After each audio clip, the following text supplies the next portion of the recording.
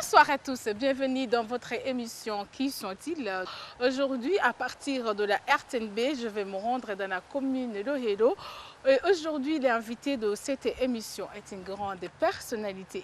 Il est parmi les 5 premiers fondateurs du parti Frodebou, Front pour la démocratie du Burundi. Alors, son origine vient du mouvement des étudiants progressistes Barundi. C'était au Rwanda, qui était en quelque sorte une branche de Meproba, qui avait à l'époque son siège à Bruxelles. Il a échappé de justesse à la mort lors du putsch de 1993.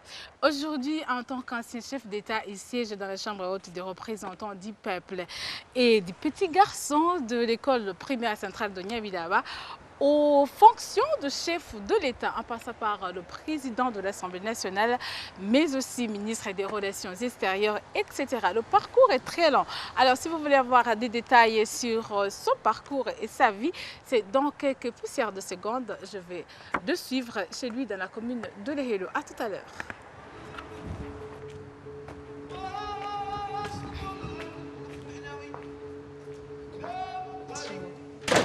Bonjour. Bonjour. Bon, on va aller là où on a préparé. Ok, merci. Allez, vous allez devant. Merci beaucoup. Je vais vous orienter, vous suivez par là. On passe par ici. Ok. Voilà. Voilà. Ah, vous avez un jardin très vaste. Ah bon? Malheureusement, l'occasion n'est pas bien faite. Ce côté. Oui. Merci. Voilà. Voilà, prenez place. Merci. J'ai fait l'école primaire à Nyabiraba, la commune Nyabiraba à l'époque, oui, mais devenue plus tard la commune Gishubi. Et j'ai fait une enfance comme tout jeune Burundais, fils de paysans et de paysannes, et qui a évolué dans ce milieu-là, marqué bien sûr par cette influence religieuse. Je peux vous dire que ma famille est très chrétienne.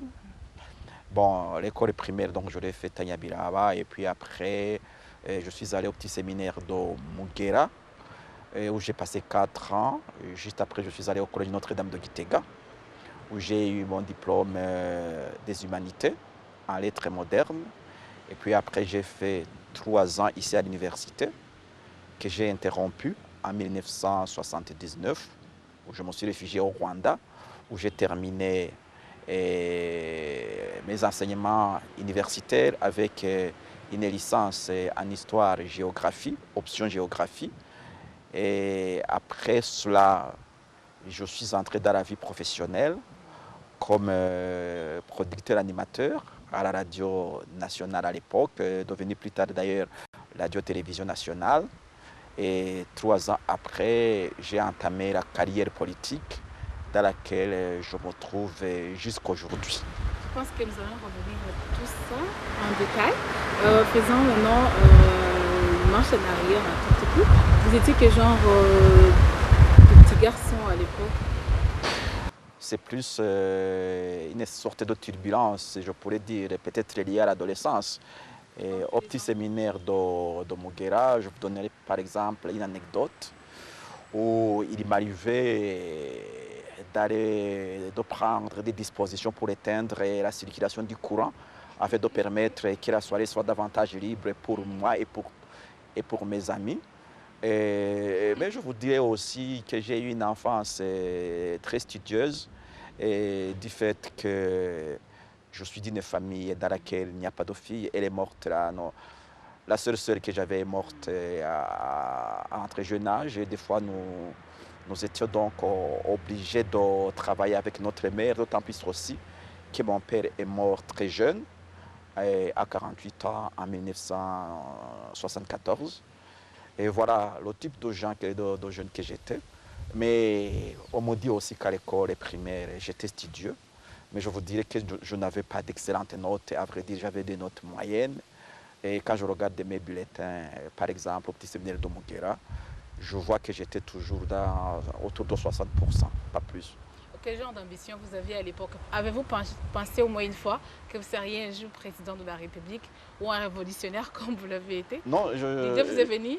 Non, je pensais beaucoup plus à être soit prêtre, soit alors au militaire. Parce que, Prêtre parce que vous avez évolué dans un environnement chrétien, euh, c'est mais, une mais vous chose qui vous savez, a à influencé. l'époque, le prêtre avait, et je crois même que maintenant ça persiste, une place fortement appréciée dans la société burundaise. C'était une référence, c'était une sorte de point de succès. Et militaire, je ne sais pas, ça m'est venu en tête comme ça, mais cette idée de militaire s'est effritée après les événements de 1972. D'accord. Quels sont les quelques amis d'enfance que vous vous rappelez qui sont encore en vie, avec qui vous jouiez ensemble sur la colline? Bon, j'en vois quelques-uns. Je vois l'ancien ministre Bakeji Moussaya Vénéran. Et vous Et avez joué ensemble. oui, oui, oui, oui, oui, on a été dans des mêmes écoles primaires. Et je vois également un autre qui a une carrière. Je vois l'actuel ambassadeur, par exemple, à Kigali. Et le colonel Rémi était un ami, tout au moins au niveau de l'école secondaire, que j'ai remarqué à l'école secondaire. Et qui puis-je dire encore? D'autres étaient bien sûr légèrement plus âgés que moi. L'abbé Aster, qui dirige la Commission nationale Terre et autres biens, par exemple, était également, mais lui, il était de 3, 4, 5 ans plus âgé que moi. D'accord, revenons donc maintenant sur l'université du Burundi que vous avez fréquentée dans la faculté des sciences et lettres. Oui. Qu'est-ce qui a été la cause de votre départ au Rwanda, pour Bon, ceux qui ne le savent pas? j'ai effectivement fréquenté la faculté de philosophie et lettres et dans le département d'histoire. Et d'ailleurs, je vous dis que j'ai fait les deux candidatures, que j'ai réussi, je viens de regarder dans les textes, dans les notes, que j'ai réussi avec distinction. Waouh. Bon, Bravo. alors, je suis parti de l'université en 1979 parce que vous savez, ce qui a marqué ce pays pendant beaucoup d'années. Et le mois d'avril était un mois de tout danger, entre guillemets, dans les mémoires, dans les émotions des gens. Et il est arrivé qu'il est passé une grande rumeur qu'il y allait y avoir de perturbations et d'un éventuel coup d'État qui pourrait déboucher sur des conflagrations auxquelles chacun donnait un qualificatif qu'il voulait, aux conflagrations ethniques, beaucoup plus à l'époque. Et c'est là où on a dit, écoutez, il faut éviter qu'on soit dans le même cas qu'il y a 7 ans, en 1972, et on a décidé de partir. C'est ce groupe même qui est parti, qui a poussé plus loin pour fonder, je dirais, un lieu de révolution. Des gens qui voulaient quand même le changement au Burundi. Non, pas du tout. Non, il ne faut pas faire de la confusion. Il faut des rectificatifs au niveau de l'histoire. Et quand je suis parti en 1979, moi, je me suis trouvé directement intégré dans un groupe de jeunes Burundais qui évoluaient au Rwanda, et particulièrement à l'Université nationale du Rwanda et à l'Institut pédagogique national, parmi lesquels justement Dadaye Melchior, Naryamira Cyprien, je citerai aussi feu docteur Nshimirimana, Jean Berkmans, et je crois c'est le beau-frère de Dadaye, ce qu'on appelle en Kirundi Bendahamwe.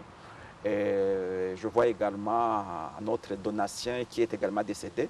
Mais ceux avec lesquels j'ai fait après la carrière politique ne sont pas ceux avec lesquels je suis parti de l'université.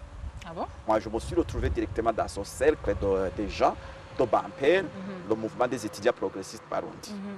Oui, où j'ai rencontré Dadaye, avec lequel on a fait un parcours continu et très amical depuis 1979. Exact. Effectivement, parlez-nous de la toute première idée de la fondation de Ubu, l'Union des travailleurs Barundi. Vous ne pouvez pas comprendre la fondation d'Urubu sans vous référer au MEPROBA, mais également et surtout au mouvement des étudiants progressistes Barundi au Rwanda. Le MEPROBA avait été créé par des exilés burundais en Belgique, d'origine Hutu si vous voulez, et en 1969, 69 début 70, à la suite des exécutions qui avaient été consécutives à la tentative de coup d'État dénoncée. Et vis-à-vis de ces exécutions, il semble qu'il y a eu divergence de vues au sein de la jeunesse estudiantine burundaise qui était alors regroupée au sein de l'INEBA, l'Union nationale des étudiants Barundi. Alors, il semblerait que, je dis bien il semblerait parce que je n'ai pas vécu cette situation, que certains étudiants Hutus ont dit qu'il fallait condamner vigoureusement ce qui venait de se passer, les exécutions qui venaient d'avoir lieu, et ils n'auraient pas rencontré l'assentiment d'autres étudiants et de l'Union des étudiants progressistes burundais. Alors ils auraient décidé de créer le MEPROBA, qu'on a abusivement appelé Mouvement des étudiants progressistes Bahutu, mais qui était un mouvement des étudiants progressistes Barundi. Alors, ce mouvement a inspiré en fait la création de Bamper. Non pas que c'est lui qui en a pris l'initiative, mais parce que les jeunes gens de Ou bien Bamper... c'était une branche? Non, ce n'était pas une branche. Parce que les jeunes gens de Bamper qui lisaient les publications du MEPROBA, y ont trouvé des références d'ordre idéologique qui pouvaient les aider à appréhender les problèmes du Burundi. Et c'est ainsi qu'a été créé alors Bamper en 1975 avec Ndada et Melchior à la tête. Et Bamper a évolué en 1979 au mois d'août. Et là, je venais de passer déjà 3 mois au Rwanda. J'ai vécu ça, j'ai suivi ça. A évolué alors dans le parti Ubu. Et après avoir, je ne sais pas si on pourrait parler de fusion, mais en tout cas, cette initiative a été prise par Bamper avec un autre mouvement, cette fois c'est de fonctionnaires burundais qui travaillaient à Kigali. C'était quoi votre objectif? Mais l'objectif était de changer le Burundi. Et à travers des voies, effectivement, révolutionnaires. Parce qu'à l'époque, on avait une vision, faire du Burundi un pays où le paysan, parce qu'on ne peut pas parler d'ouvriers, il y en a très peu, il y en avait très peu même à l'époque, où le paysan burundais a sa place, où le paysan burundais est écouté, mais où également le paysan burundais bénéficie des retombées du progrès que tout le monde veut. Alors, on analysait la société burundaise en termes de classe et non en termes d'ethnie. Et notre ambition était qu'il fallait arriver à créer une conscience élevée des paysans burundais de manière qu'à un certain moment, ces paysans en arrivent à une révolution. On était encore, je peux vous le dire, sous l'influence de ce que nous lisions dans les révolutions de l'Union soviétique à l'époque. Et je crois que c'était également normal qu'étant fils de paysan, on soit préoccupé par quand même des actions à mener à la faveur de ces paysans. En tant qu'étudiant à l'université, c'était facile pour vous de faire ces activités politiques en même temps et de suivre des cours à la faculté?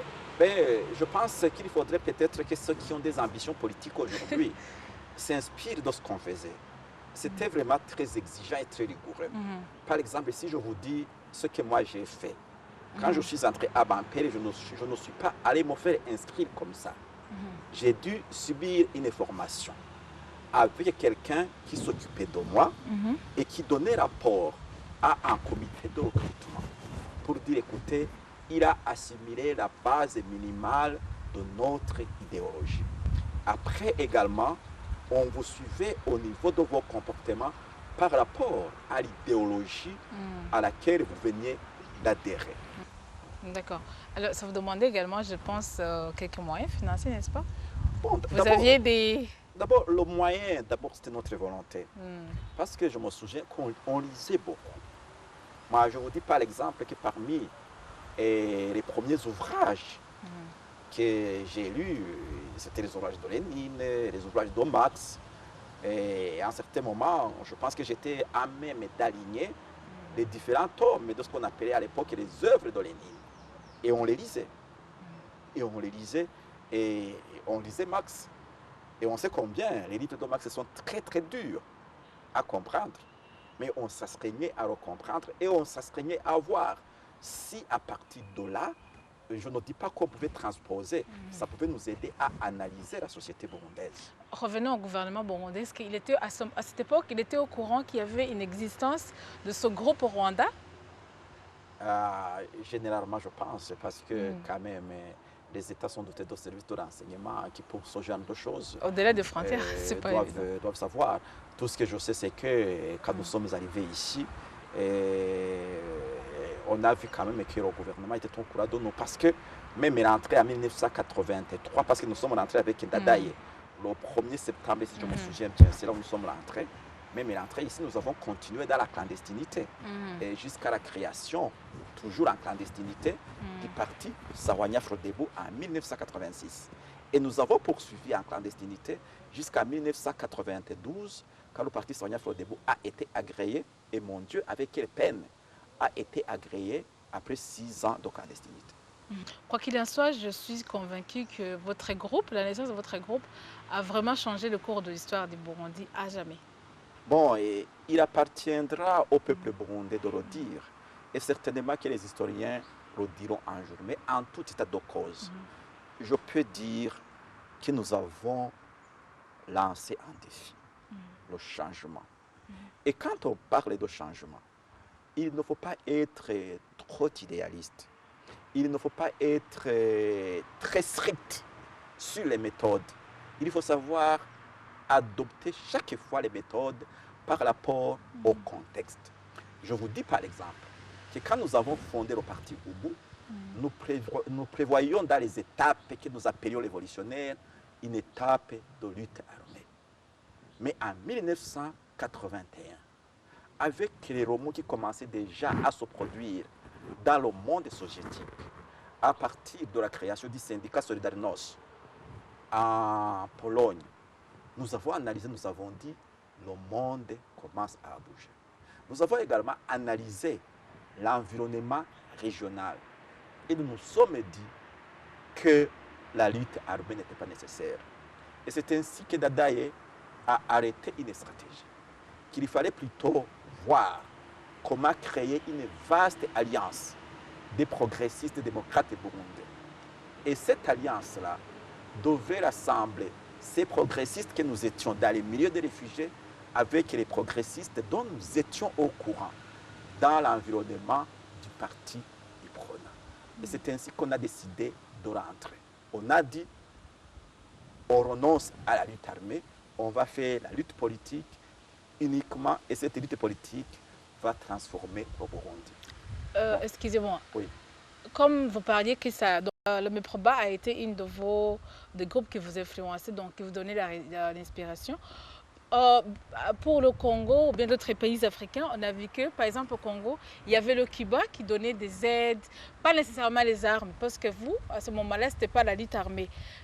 Que d'autres pays, il n'y avait pas de pays, ce n'est pas votre agenda caché, qui vous aidait à vous donner des idées, par exemple? Non, franchement. Non, franchement. Vous travaillez seul?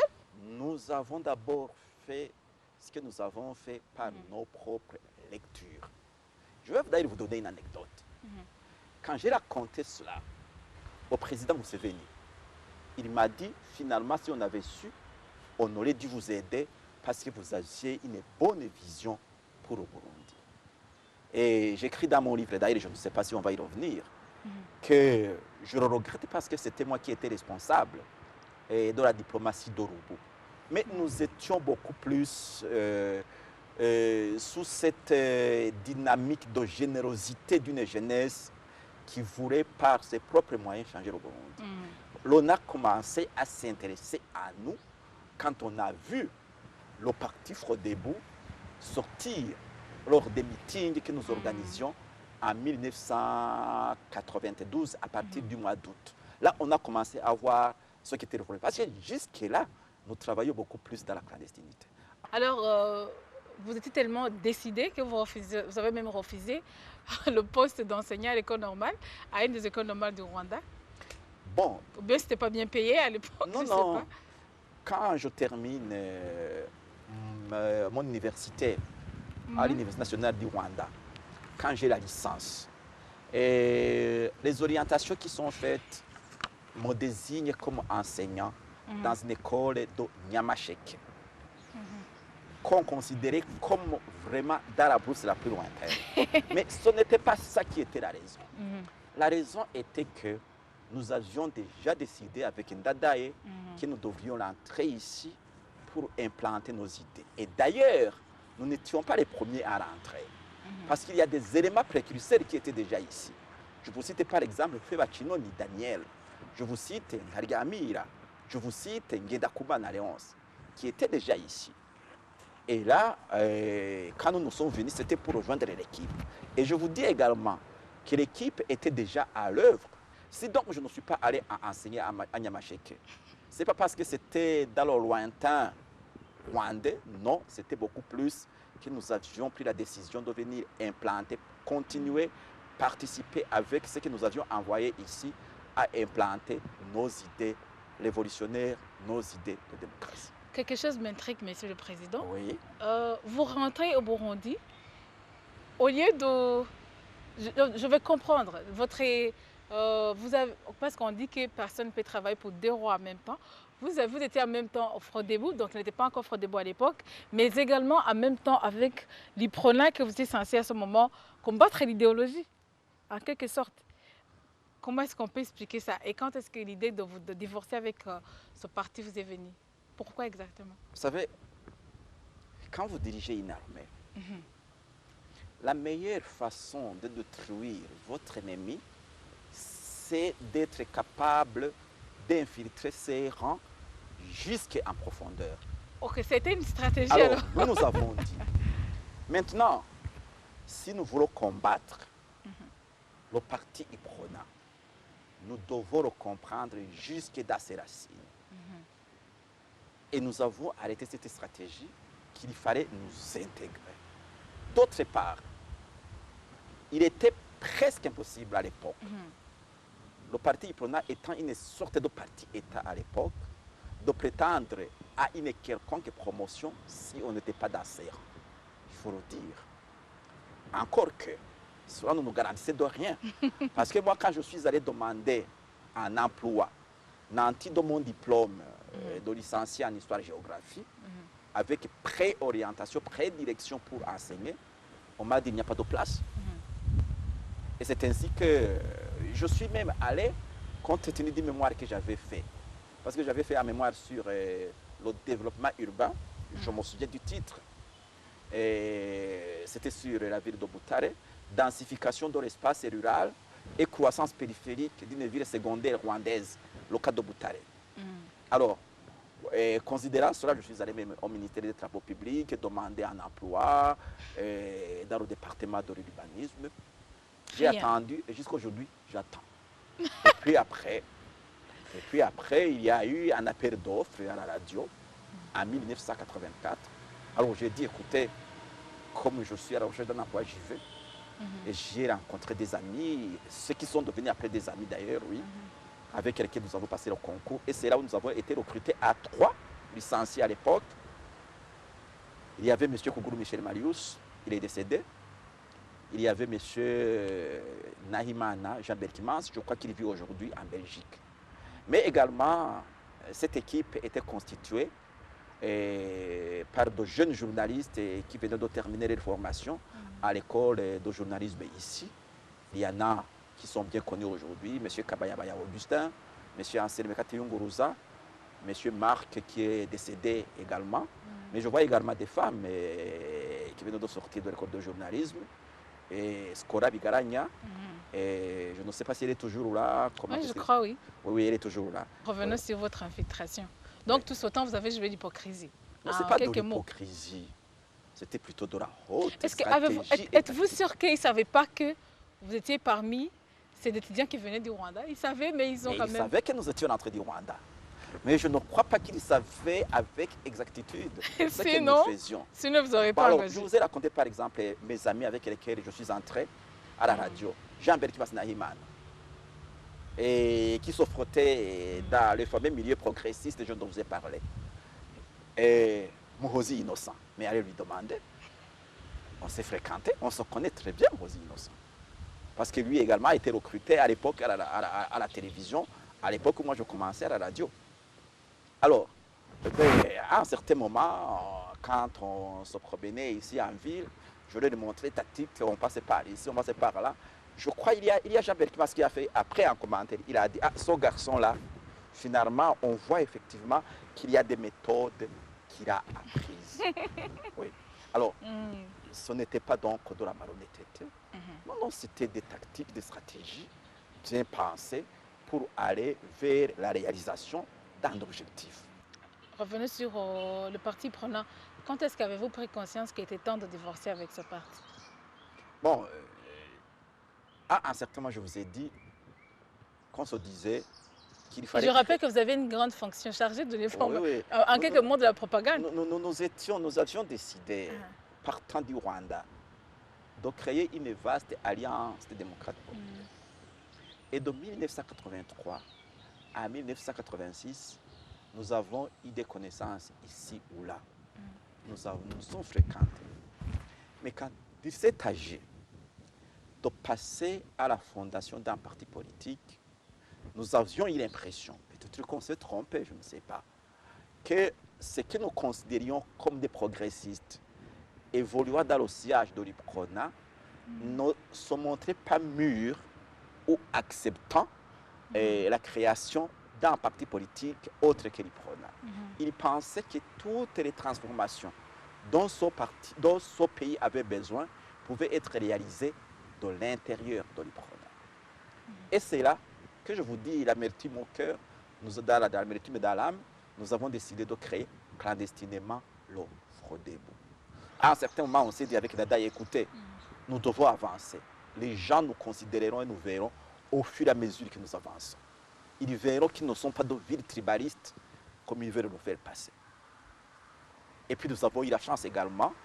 Il y a Christian Saint-Egea qui est venu, qui est entré. Mais dès que le parti Frodebo a été agréé, ce problème ne s'est plus posé. Nous avons eu des militants de très grande carrure que vous connaissez. Mimazouté Gire écrivait avec moi déjà dans la clandestinité l'aube de la démocratie. Jean-Marie Ngendahayo, bon, il dit qu'il est ganois. Mais des fois, on confond Tutsi et ganois ici. Je ne devrais pas entrer dans ce débat.